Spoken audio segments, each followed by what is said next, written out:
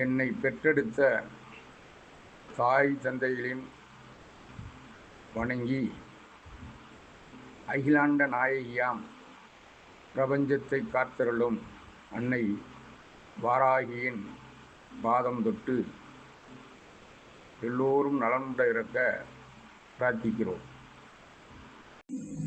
வணக்கம். நான் ஜோதிடர் வராகி முருகேசன் பேசுகிறேன். மிக சிறிய செலவில் மிக மிக எளிய பரிகாரங்கள் என்ற தலைப்பில் இது சொல்கிறேன். இதை எல்லாரும் பயன்படுத்தி பலன் பெற அன்னை வராகி வேண்டிக் கொள்கிறேன்.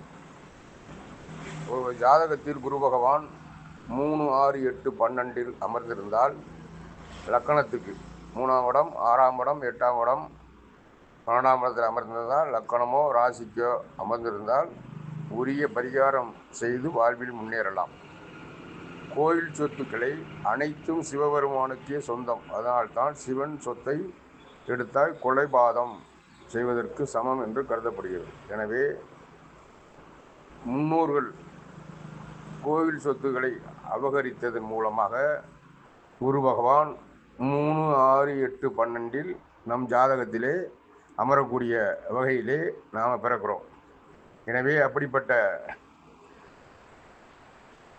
தோஷங்கள் இருக்கக்கூடியவர்கள் பிரதோஷ வழிபாடு செய்து வந்தால் முன்னோர்கள் வகையில் கோவில் சொத்தை மோசம் செய்த தோஷம் மாறும். 5 பிரதோஷத்துக்கு வழிபாடு செய்து பலன் பெறலாம். இது அனுபவ பரிகாரத்தின் உண்மை. ஆலயம் சென்று பிரதோஷ வேளையில் வழிபாடு செய்ய முடியாதவர்கள் சந்நியாசிகளுக்கு சைவ உணவு கொடுத்து தோஷ நிவர்த்தி செய்து கொள்ளலாம். அதையும் சந்நியாசியும் கிடைக்கவில்லை என்றால், ஆலயம் செல்ல முடியவில்லை என்றாலும் அருகில் உள்ள ஏழை குழந்தைகளுக்கு அன்னதானம் செய்வதால் தோஷம் நீங்கும். குரு திசை நல்ல பலனை கொடுக்கும்.